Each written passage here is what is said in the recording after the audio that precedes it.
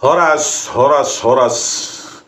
Belige Akademi datang dari tepian Danau Toba ke hadapan Anda. Oke pemirsa, di dalam periode kesedihan kekecewaan berat kita terhadap ditolaknya PK ke-8 terpidana kasus rekayasa pembunuhan Vina dan Eki di Cirebon. Padahal ada bukti saintifik SMS chat antara Vina almarhum dan Widi dari Samsung Galaxy ke tablet terkonfirmasi, dan itu diabaikan para hakim yang katanya agung itu, katanya agung, tetapi dengan enteng menihilkan pentingnya digital evidence dalam memutuskan sebuah perkara dengan bersembunyi di balik hukum-hukum formalitas hukum, pasal-pasal yang tidak ada sebenarnya kaitannya dengan tujuan utamanya, keadilan bagi rakyat. Oke pemirsa, ternyata saya rangkum dari beberapa berita yang ada 6 kasus bahwa Mahkamah Agung ini gudangnya mafia perkara ternyata. Jadi mereka itu agung cuma katanya. Jadi sebutan yang mulia ini perlu kita hapus dari muka bumi ini, ya. Kenapa banyak sekali kasus mafia perkara ternyata di gedung itu, ya, yang menggunakan kata agung. Ternyata tidak pantas mereka menggunakan kata agung itu. Delete saja pakai Tipex, ya, di apanya itu, di apanya itu, logo-logonya segala macam, ya. Oke pemirsa, kita rangkum 6 kasus. Kalian pasti akan terkejut, ya, betapa Mahkamah Agung ini kotor gitu loh. Banyak sekali mafia rekayasa, mafia apa di sana, ya, mafia perkara, ya, yang melibatkan hakim-hakim agung itu. Aduh ya bok. Oke, lanjutkan. Kasus yang pertama, sebut saja seorang pensiunan hakim tinggi yang beralih menjadi advokat, Harini Wijoso. Pertengahan tahun 2005, Harini ditangkap KPK karena upaya penyuapan terhadap Ketua MA saat itu, Bagir Manan, yang kebetulan menjadi hakim ketua kasus yang melibatkan pengusaha Probo Sutejo. Selain Harini, 5 pegawai MA juga turut terseret dalam perkara ini. Mereka antara lain Sriyadi, anggota staf Direktorat Perdata MA, Malampagi Sinuhaji, Kepala Bagian Kepegawaian MA, Pono Waluyo, staf Bagian Kendaraan MA, Suhartoyo, Wakil Sekretaris Korpri MA, dan Sudi Ahmad, staf Suhartoyo di Korpri MA. Nah ini ya, ini yang ketahuan loh, ya, yang ketahuan. Tentu kalau kita lihat fenomena gunung es, yang ketahuan itu puncaknya saja, ya. Nah di dalamnya yang nggak ketahuan pasti ribuan lagi, ya. Tahun 2005 saja ada pensiunan, bayangkan pensiunan hakim tinggi hari ini yang menjadi advokat, Harini Wijoso, melakukan upaya suap kepada Ketua MA Bagir Manan. Terus ini beberapa apanya, ya, pegawai MA itu terseret juga, bayangkan. Jadi bukan hanya hakim agung, ternyata pegawai-pegawainya juga rusak moralnya, ya. Perlu kita Tipex itu agungnya itu. Agung ya. Oke lanjut, kasus kedua. Kasus kedua, persekongkolan antara advokat dengan pegawai MA kembali terulang pada pertengahan 2013 lalu. Kali ini, advokat dari kantor hukum Hotma Sitompul and Associates, Mario C. Bernardo, terjaring OTT KPK. Selain Mario, KPK juga menangkap pegawai pada Badan Pendidikan dan Pelatihan Hukum dan Peradilan MA, Jody Supratman. Uang suap yang diberikan sebesar 150 juta rupiah melalui Deden dengan tujuan untuk diberikan kepada Suprapto, staf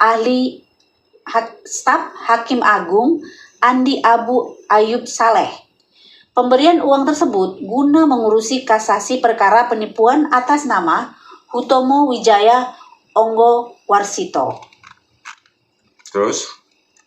Uang tersebut dimaksudkan agar perkara kasasi yang menyeret Hutomo diterima Majelis Hakim Agung. Bahkan, fulus tersebut diharapkan dapat menyeret Hutomo ke penjara sebagaimana memori kasasi jaksa penuntut umum. Permintaan uang tersebut datang dari klien Mario, yakni Direktur PT Grand Wahana Indonesia, Kustanto Haryadi Wijaya, dan Sasan Wijaya. Nah, ini kasus yang kedua ya. Ternyata bukan hanya melibatkan Hakim Agung, advokat juga dari Hotma Sitompul and Associates. Bayangkan, sudah rusak ini sistem di Indonesia ini ya. Aduh ya. Ini bernama Mario C. Bernardo. Bayangkan, tahun 2013. Ya, ini yang masih saya rangkum ya, masih yang saya dapat, saya browse. Ya, mungkin banyak lagi kasus-kasus lain. Ya. Mahkamah Agung justru menjadi tempat terjadinya transaksi perkara. Waduh, ya bang. Oke, yang ketiga. Yang ketiga, kasus berikutnya tahun 2016 melibatkan Awang Lazuardi Embat, advokat yang juga menjabat sebagai Wakil Ketua Dewan Pimpinan Cabang Perhimpunan Advokat Indonesia, DPC Pradi Malang, kubu Fauzi Yusuf Hasibuan. Awang tertangkap tangan oleh KPK bersama seorang pengusaha bernama Ihsan Suwadi. Keduanya disangka telah menyuap Kasubdit Kasasi dan PK Perdata pada Direktorat Pranata dan Tata Laksana Perkara Perdata MA, Andri Tristanto Sutrisna. Uang yang diduga sebagai suap mencapai 400 juta rupiah. Uang tersebut diberikan agar Andri menunda pengiriman salinan putusan kasasi perkara korupsi yang melilit Ihsan. Untuk menunda pengiriman salinan putusan kasasi pun bisa dijadikan hepeng ya, jadikan duit. Jadi semua di situ ya, aktivitas di Mahkamah Agung ini bisa dijadikan duit gitu. Itulah keagungan dari mahkamah itu ya, keagungan dari Mahkamah Agung ya. Untuk menunda aja salinan putusan kasasi bisa jadi duit. Sama seperti kasus ini ya, penolakan PK 8 terpidana ini. Kita tunggu-tunggu dicantumkan di direktori keputusan MA, kok nggak ada gitu. Udah ada keputusan dibacakan oleh Yanto itu ya, jubir MA itu. Terus saya cari-cari sampai detik ini. Ya pagi ini saya cari nggak ada. Saya kan mau bahas itu bagaimana argumentasi dari Hakim Agung menihilkan pentingnya scientific evidence ya, SMS messages itu antara dua pihak, almarhum Vina dan Widi. Tidak ada sampai detik ini. Udah dibacakan keputusan tanggal 16 Desember. Ini tanggal 21. Ya kan? Udah 5 hari. Tidak ada. Nah inilah kan, melibatkan advokat lagi, DPC Pradi Malang, kubu Fauzi Yusuf Hasibuan saat itu ya. DPC Pradi, bayangkan lengkap kan, antara advokat, pegawai MA, Hakim Agung, jangan-jangan tukang sapu dengan tukang gosok WC di MA itu pun bisa jadi duit, itu ditaruh dia ya kan, saking hebatnya itu aktivitas transaksi perkara itu ya. Aduh, kalau menurut saya bubarkan aja lah ini ya. Aduh, udah kotor kali ya, salinan putusan ditunda-tunda aja bisa jadi duit. Ya bang. Oke, yang keempat. Kasus yang keempat, tahun 2022 kita dikejutkan dengan OTT yang dilakukan oleh KPK terhadap jaringan mafia penanganan perkara yang akhirnya berujung pada nama Hakim Agung Sudrajat. Dalam pendalamannya, KPK menetapkan 14 tersangka, yaitu Sudrajat Dimyati, Gazalba Saleh, Hakim Justisial sekaligus Asisten Gazalba Prasetyo Nugroho, Staf Gazalba Redi Novarizza, Hakim Justisial sekaligus Panitra Pengganti MA Eli Tri Pangestu, dan Hakim Justisial Edi Wibowo. Ini paling parah ya, jaringan mafia ini yang udah paling kental lah ini ya. Jadi memang kalau mafia perkara ini ya, dia belajar dulu. Nah, semakin bertambahnya tahun itu makin advance dia ya. Kalau sebelumnya advokat staf di MA. Kalau ini melibatkan apa ini? Benar-benar mafiosonya, yaitu Hakim Agung Sudrajat Dimyati Ghazalba Saleh. Nah, iya, Ghazalba Saleh inilah yang menolak kasasi pembantaian 6 laskar FPI ya, 62,8 miliar kalau nggak salah ya korupsinya dan TPPU pasal pencucian uang. Ini Hakim Agung ini, terus Hakim Justisia loh, asistennya Ghazalba Saleh Prasetyo, terus yang lainnya juga Azim Justisia yang lainnya. Orang ini bukannya digaji rakyat untuk mencari kebenaran dan keadilan bagi rakyat, justru sibuk. Makanya saya bilang tadi, setiap aktivitas di MA ini bisa jadi duit. Jangan-jangan nyapu pekarangan pun bisa ditunda untuk cari duit. Ya, pantaskah orang-orang di Mahkamah Agung itu masih kita label sebagai yang mulia? Tidak. Itu buktinya 4 kasus ya yang kedapatan. Luar biasa ya. Bubarkan aja lah ini. Bagaimana cara mau bubarkan Mahkamah Agung ini ya? Apa rakyat yang turun ke jalan? Atau Presiden Prabowo menerbitkan apa itu? Kepres atau segala macamnya. Ini kan udah rusak ini. Rekrut aja yang yang benar gitu loh. Jangan yang karir-karir.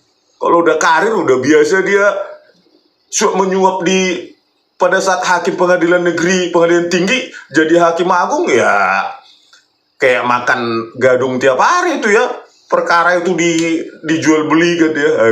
Ya. Oke, lanjut.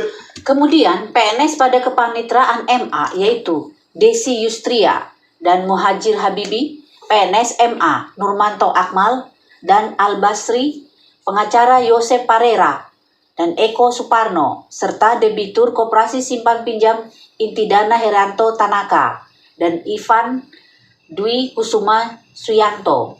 Dari nama-nama tersangka ini, kita melihat bahwa ada jaringan yang melibatkan pihak-pihak tertentu, yaitu mulai dari PNS, hakim, advokat, dan pihak ketiga. Ya, jadi semua terlibat ya, PNS di Mahkamah Agung, hakim agungnya, advokatnya, pihak ketiga yang berperkara. Mungkin nggak enak aja mungkin ya wartawan nulis tukang sapunya, supir. Kacau. Pak Prabowo terbitkan Kepres atau semacamnya, gantilah ini, aduh, bubarkan dulu. Sakit hati rakyat bayar pajak sekarang 12% PPN. Ya, untuk menggaji orang-orang kotor semacam itu ya. Aduh, buanglah label yang mulia itu. Nggak pantas mereka yang mulia itu kayak di pengadilan ya, kayak sifatnya mulia, padahal inilah buktinya ini. Udah kasus keempat. Oke, lanjut kasus kelima. Kasus yang kelima, tahun 2024, Sekretaris Mahkamah Agung nonaktif Hasbi Hasan diduga tidak hanya terlibat dalam satu pengurusan perkara saja. Hal itu diungkapkan Jaksa KPK saat membacakan tuntutannya di Pengadilan Tipikor Jakarta pada Kamis 14 Maret 2024. Dalam perkaranya, ia diduga mengatur vonis kasasi atas permintaan debitur di Koperasi Simpan Pinjam Intidana Herianto Tanaka. Namun, selain itu, Hasbi juga diduga mengurus kasus lain. Meskipun jabatan terdakwa sebagai Sekretaris Mahkamah Agung tidak berhubungan langsung dengan penanganan perkara, namun secara jabatan terdakwa adalah pejabat pembina kepegawaian PPK di Mahkamah Agung. Di samping itu, karena jabatannya terdakwa kenal dan dekat dengan para hakim agung dan terbukti ada beberapa perkara lain yang meminta bantuan pengurusannya melalui terdakwa, kata Jaksa KPK dalam tuntutannya. Fakta terkait dengan penerimaan fasilitas menginap di kamar 510 Hotel Fraser Menteng selain dipergunakan terdakwa Hasbi Hasan bersama dengan Windy Yunita Bastari Usman juga dipergunakan sebagai posko dalam tanda petik atau tempat yang lebih aman untuk melakukan pertemuan antara terdakwa dengan Menas Erwin Johansa, Fatahillah Ramli, dan Christian Siagian guna membahas pengurusan perkara-perkara di lingkungan Mahkamah Agung RI. Nah ini jauh lebih parah ini, tahun 2024 ya, makin advance mereka ya, makin advance sepanjang tahun ini makin advance ya, makin kompleks, rumit, melibatkan sekretaris ya, jabatan tinggi itu, sekretaris Mahkamah Agung bernama Hasbi Hasan, dan dia membuka posko untuk ini perkara ini ya, transaksi perkara ini di sebuah hotel nih ya, Fraser Menteng, dipakai sebagai posko untuk perkara. Luar biasa, sekretaris Mahkamah Agung.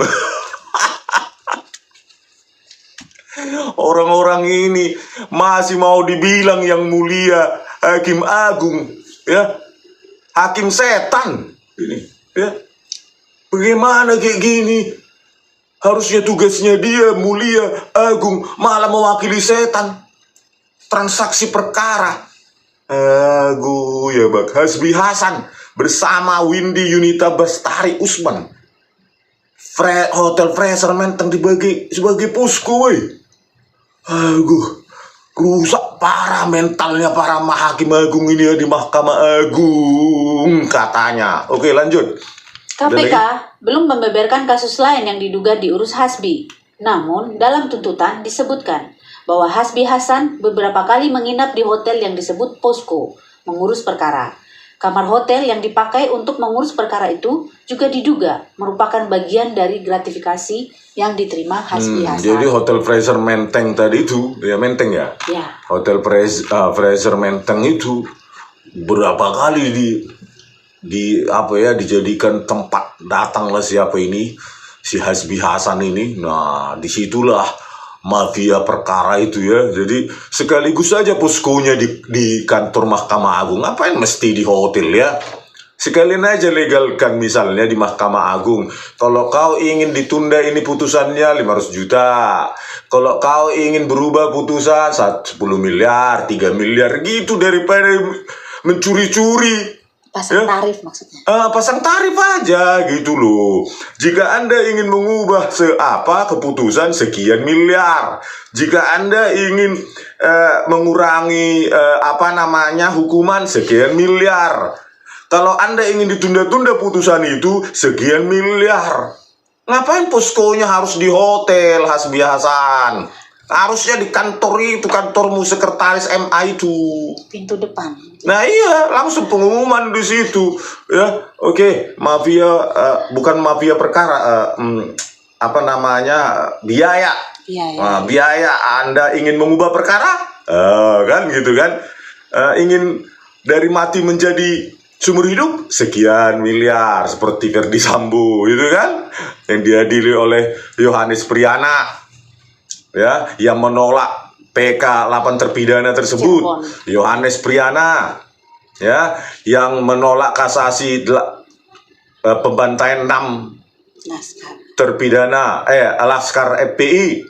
Yohanes Priana yang menyunat hukuman mati Ferdi Sambo menjadi seumur hidup, dan istrinya dari 20 tahun menjadi 10 atau 12 tahun dan lain-lainnya. Itu Yohanes Priana juga. Jadi saya lihat dilegalkan aja ya. Kalau menurut saya ya, daripada sembunyi-sembunyi kucing-kucingan bayar hotel mahal ya. Fraser Menteng itu hotel mewah mungkin ya, nggak pernah ke sana. Buat aja gitu biaya kayak mengurus SIM gitu ya kan. Ya Bang. Oke, lanjut. Yang ke-6 terakhir nih. Terakhir. Tahun 2024, adanya mafia peradilan terungkap setelah tim penyidik Kejaksaan Agung Kejagung menangkap mantan pejabat Mahkamah Agung Zarof Richard di Bali pada Kamis 24 Oktober 2024. Hasil mafia perkara membuat ia memiliki uang 1 triliun dan 50 kg emas batangan. 1 triliun itu berapa? 1 kontainer mungkin ya, atau 1 mobil box itu ya duitnya ya, dalam 100 ribuan gitu ya. Ini 1 triliun. Kalau nggak salah dia aktivitas mafia perkara ini ya, transaksi perkara ini katanya sejak tahun 2012 terkumpullah uang mafianya ini 1 triliun. Bayangkan kalau pengurusan perkara saja fee-nya dia itu 1 miliar, maka ada 1000 perkara hancur-hancuran di Mahkamah Agung. Dan saya yakin melibatkan hampir semua, ya, kita nggak bisa memastikan semua, hampir semua hakim agung itu. Bayangkan 1.000 perkara, itu pasti banyak hakim agung yang terlibat, dan ini sampai sekarang tidak ditindaklanjuti oleh Ketua Mahkamah Agung. Entah siapa namanya itu, parah. Oke, lanjut. Penangkapan ex-kepala Badan Penelitian, Pengembangan, Pendidikan, Pelatihan Hukum, dan Peradilan Balitbang Diklat Kumdil MA itu merupakan rangkaian dari pengungkapan kasus dengan dugaan suap terhadap Majelis Hakim Perkara Gregorius Ronald Tanur. Jadi Jarod Richard ini adalah pejabat teras juga di MA ya. Jadi memang gitu mereka, pejabat teras ya, pada saat aktif juga sudah mafioso perkara, pensiun juga lanjut gitu ya, lanjut mafia itu. Ini Indonesia negara apa ini hukumnya ya, barbar bener. Oke, lanjut. 3 orang hakim dan seorang pengacara dari Gregorius Ronald Tanur, Lisa Rahmat, ditangkap tim kejaksaan atas dugaan suap penanganan perkara yang diperiksa oleh Pengadilan Negeri Surabaya. Ketiga hakim tersebut yakni Erin Tuah Damanik selaku hakim ketua, serta Mangapul dan Heru Hanindyo sebagai hakim anggota. Nah inilah kan, jadi makin advance dia dari bawah itu, dari Pengadilan Negeri Surabaya, Pengadilan Tinggi, sampai Mahkamah Agung, udah mulai dari bawah itu sudah. Jadi kalau tadi kasusnya di Mahkamah Agung aja, ini udah mulai dari bawah, makin advance dia ya. Ya bang, oke lah. Ketiganya dianggap terbukti menerima suap dari pengacara Ronald Tanur, Lisa Rahmat. Namun, rupanya upaya suap yang dilakukan oleh pihak Ronald Tanur tak berhenti di pengadilan tingkat pertama. Pada tingkat kasasi, pihak Ronald Tanur juga berupaya menyuap Hakim Agung lewat Zarok sebagai maklarnya. Lagi-lagi ya, melibatkan advokat atau pengacara, mulai hakim pengadilan negeri sampai atas ya, banding kasasi, Hakim Agung, Mahkamah Agung. Terus rakyat harus berdiam gini, cuma kita menonton aja. Ya udahlah, kalian lakukanlah sepuas kalian gitu. Ya apa yang kita lakukan ini, rakyat ini yang melihat Mahkamah Agung sebagai gudangnya mafia perkara ini ya. Itu kan yang ketahuan tadi ya, 6 kasus yang kita sajikan tadi. Karena itu hasil browsing saya saja, saya bukan peneliti di bidang ini gitu ya. Mungkin kalau peneliti di bidang ini, kalau ada, itu mungkin punya ratusan atau ribuan kasus ya sebenarnya gitu loh. Makanya ini dibilang puncak gunung es ya. Bayangkan sudah sangat sistemik dan terstruktur ini, mulai dari pengadilan negeri sampai ke Mahkamah Agung, melibatkan staf di Mahkamah Agung, melibatkan Hakim Agung, Hakim Pengadilan Negeri, melibatkan pengacara. Potret hukum terburuk, pantaslah kita susah menjadi negara maju. Oke pemirsa, nanti kita bahas lagi perihal hakim-hakim lain, terutama siapakah hakim yang menolak PK 8 terpidana Vina Cirebon itu, terutama Prim Haryadi dan Yohanes Priyana. Oke, sekian dulu dari kami, Balik Academy di tepian Danau Toba yang indah. Horas!